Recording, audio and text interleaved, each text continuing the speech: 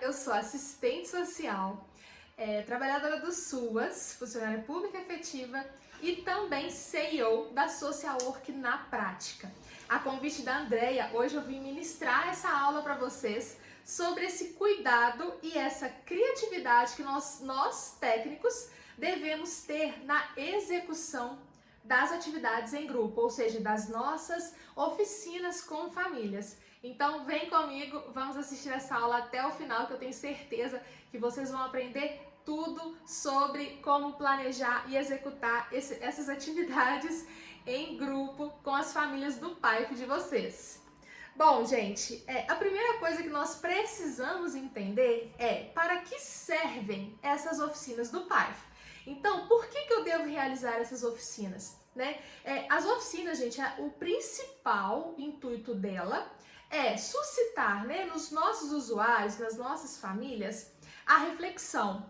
Então, sempre que eu for planejar, pensar, elaborar a minha atividade em grupo, eu preciso pensar que eu preciso sempre focar em qual objetivo, em qual reflexão eu estou trazendo esse usuário a fazer ali naquele momento. Então, gente, o que eu preciso trazer sempre? Temas que sejam do interesse desse público. De nada adianta eu realizar uma oficina com família, um grupo do PAIF, se eu trouxer um tema que não é do interesse do meu usuário, da minha família. Então, como que eu vou identificar esse interesse, esse tema? O tema ideal para essa família. Eu preciso, primeiramente, conhecer a família que eu estou convidando para a oficina e eu também preciso conhecer o território, porque no território nós vamos identificar as vulnerabilidades e também as potencialidades. Então, gente, através desse diagnóstico do território e também através dos atendimentos particularizados com a família e com o usuário, eu vou conseguir identificar tudo isso. E a partir disso, eu vou começar a elaborar os meus temas, quais os temas serão trabalhados com essas famílias dentro das oficinas do PAIF ou do serviço de convivência, tá? E aí, gente, por que é tão importante eu trazer isso para os grupos? Porque dentro dos grupos eu vou trabalhar os laços de confiança, A gente vai conseguir aí uma autonomia desse usuário dentro do território e dentro da comunidade. Nós vamos fazer com que eles fortaleçam enquanto comunidade. Por quê? Através do grupo, da oficina, da roda de conversa, o que nós vamos conseguir ali? Eles vão criando mais confiança uns nos outros. Por quê? Eles vão começar a perceber que os problemas que eles vivenciam, outras famílias também vivenciam. Então eles começam a entender que o que acontece dentro da casa deles não acontece única e exclusivamente ali. Acontece em outras casas, em outros ambientes, dentro da mesma comunidade, do mesmo território. Então isso faz com que eles criem esses laços de confiança com as outras famílias, eles se fortaleçam enquanto comunidade e eles busquem muito mais pelos direitos deles dentro da comunidade. E também eles vão tendo mais autonomia, eles vão ganhando mais conhecimento e eles vão conseguindo, através disso, ter um protagonismo e vão sair daquela situação de vulnerabilidade que de repente eles se encontram ali naquele momento.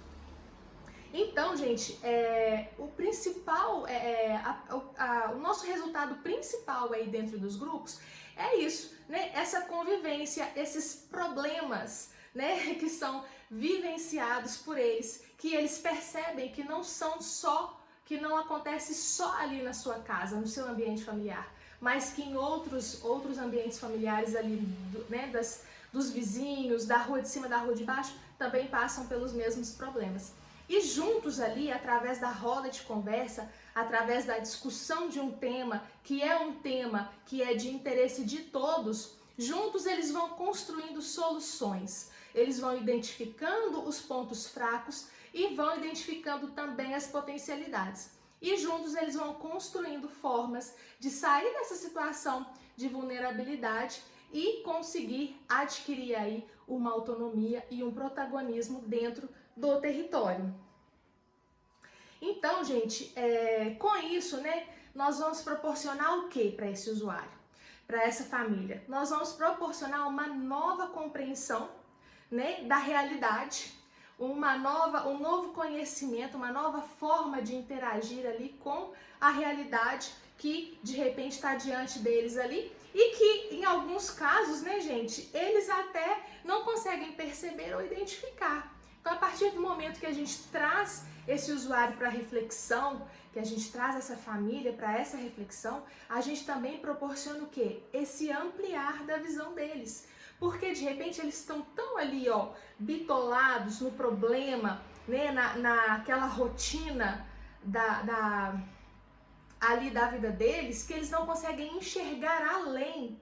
Eles não conseguem enxergar o potencial que tem ali dentro do território ou mesmo em alguma política pública que possa ajudá-los, auxiliá-los a sair daquela condição. Então a gente faz com que esse usuário e essa família, eles ampliem o olhar. Então percebem o quanto é importante esse trabalho com grupos das famílias do PAIF e também do serviço de convivência? Então, gente, qual que é o foco principal, né? O foco principal do trabalho social com grupos, né? A ação, uma das ações mais importantes das oficinas, né? Das oficinas que a gente desenvolve com eles, abrir, né, os olhos deles para encontrar essas potencialidades ali no território. E mesmo nas várias situações ali do dia a dia. Então, nós precisamos mostrá-los o que tem de bom ali, o que tem de potencialidade, para que eles consigam se apegar a isso e consigam se desenvolver, ter uma autonomia e ter um protagonismo ali dentro do território. E aí, gente, um ponto fundamental, que é o principal, né? Para a gente conseguir tudo isso, para a gente conseguir realizar essa oficina com família, para a gente ter êxito, o que é importante? O nosso papel de técnico é muito importante, porque a nossa capacidade de desenvolver um ambiente acolhedor, um ambiente que vai proporcionar essa reflexão é muito importante, né? Então nós precisamos fazer ali com que aquele ambiente seja democrático, seja um lugar bacana, que eles gostem de estar, que seja acolhedor, né? Que seja um ambiente de troca, de respeito, no qual cada um se sinta à vontade para expor, né, o seu problema, para expor a sua experiência, para expor a sua história de vida, para falar um pouquinho do que está vivenciando naquele momento. E isso só vai ser possível se eu realmente construir um ambiente acolhedor, né, um local onde as pessoas tenham confiança umas nas outras.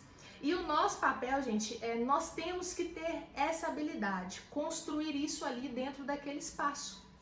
Então, por isso é tão importante quando eu digo que nós precisamos conhecer essas famílias antes de iniciar o trabalho. Porque a partir do meu conhecimento dessa família, eu vou saber qual tema trazer para o grupo, eu vou conhecer um pouquinho de cada um deles, então eu vou saber como lidar com eles, né? Então é muito importante a gente criar esse ambiente acolhedor, a gente criar ali no primeiro encontro as nossas regras de convivência, para que eles percebam que não é uma brincadeira, né? Que é um local sério, um ambiente sério de crescimento, né? De fortalecimento e de fortalecimento de vínculos mesmo, de troca de experiências, de crescimento e de busca de autonomia e protagonismo. E a criatividade, gente, nós também temos que ter muita criatividade, né? Pra gente conseguir desenvolver e manter esse grupo aí, que seja por 6 meses ou que seja por 1 ano. Então, nós precisamos ter muita criatividade. E, gente, como que a gente consegue isso? É estudando mesmo, não tem outra forma. Nós temos que estar sempre estudando, buscando conhecimento, buscando dinâmicas novas, conhecendo o nosso público, conversando com outros profissionais, realizando um trabalho interdisciplinar, trazendo convidados. É muito importante. Então, a minha forma de conduzir esse grupo, a busca por conhecimento, ela é imprescindível para que essa criatividade ela seja sempre explorada, né?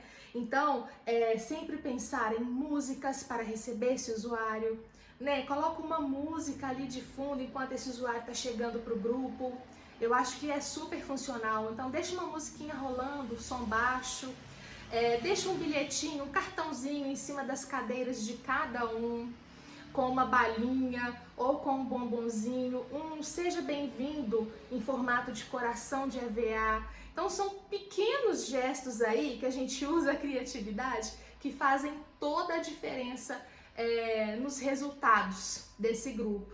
Então a gente pensar em filmes, curta-metragens, né, pequenos filmes que possam nos auxiliar na condução de determinado tema, imagens. Eu gosto muito, gente, de sempre colocar, quando eu defino o tema, então eu faço alguns cartazes, assim, com algumas ilustrações, algumas palavras-chave, e aí eu coloco uma margem vermelha. Isso também é muito legal, é muito importante, né? O visual. Então coloca ali, cria um nome do grupo de vocês, né? Eu tenho um grupo lá no meu trabalho que a gente tem um nome para esse grupo. Então crie um nome para o seu grupo, faça um cartaz com o nome dele, deixa ali, deixa uma mesa com um jarro de flor, né, para que seja servido um coffee break ao final, que seja bolachinhas, biscoitinhos e um café, mas isso também é acolhedor, então que seja simples, mas que seja com amor, né?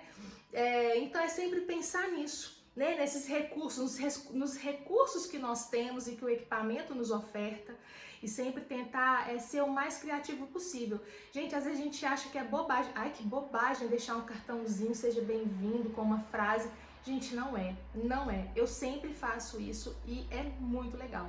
Então, coloca uma frasezinha relacionada ao tema, né, no EVA, num cartãozinho, deixa lá na cadeira de cada um com uma balinha. Eles amam isso, amam. E é você usando a sua criatividade, né? Então, gente, e sempre pensar que tudo que eu for fazer, eu tenho que pensar no perfil do grupo. Então, quando eu for pensar numa dinâmica, eu preciso pensar se aquele grupo vai conseguir desenvolver essa dinâmica, qual é o perfil desse grupo, se é um perfil de grupo que fala mais, que fala menos. Então, tudo isso precisa ser levado em consideração. Por isso, eu preciso conhecer os meus participantes antes de começar esse planejamento, essa elaboração e todo esse plano aí para execução do grupo.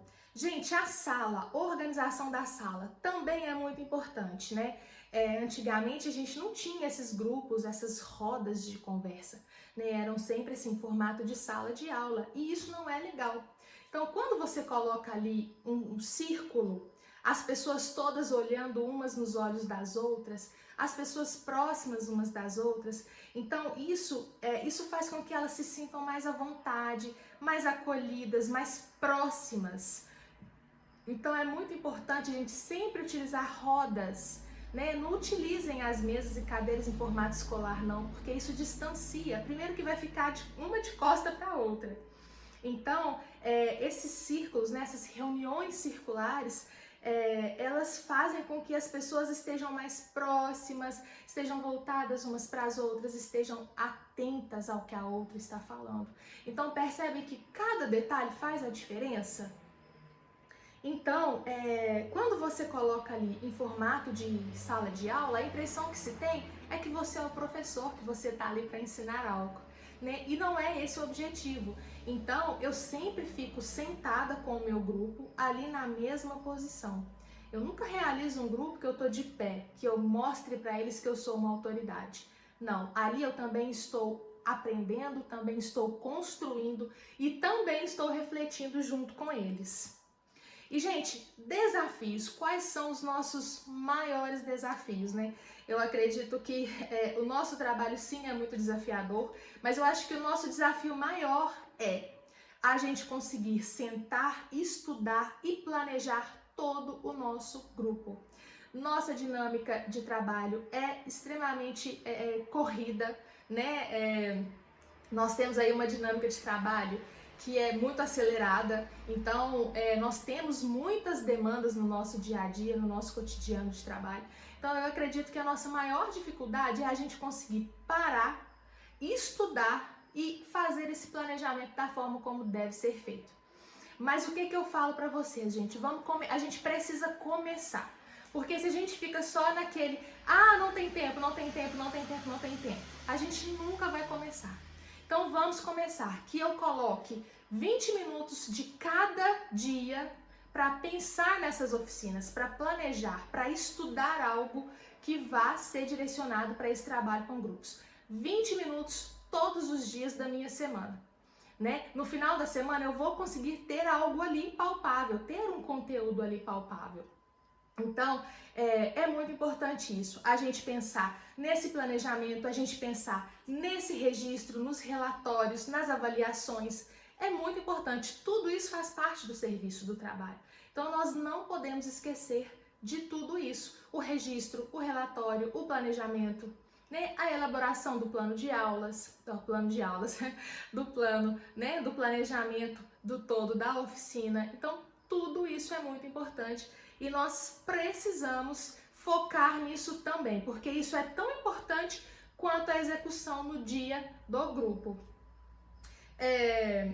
E outra coisa que também é muito importante é a gente não abrir mão, né, do nosso comprometimento com o projeto ético-político do serviço social, né, gente? Então é muito importante a gente sempre trabalhar com ética, sempre comprometido com o que é correto, com o que nós temos e devemos fazer ali dentro dos nossos equipamentos. Então, nunca sair disso, nunca abandonar a nossa ética profissional diante dos nossos desafios e dos nossos cotidianos tão corridos e acelerados, né, nos equipamentos. Bom, então é isso, eu espero que vocês tenham gostado dessa pequena aula, uma pequena amostra, né? Eu quis falar um pouco para vocês sobre essa questão da realização do trabalho social com grupos e eu espero que vocês tenham gostado. Um forte abraço para vocês, tchau, tchau!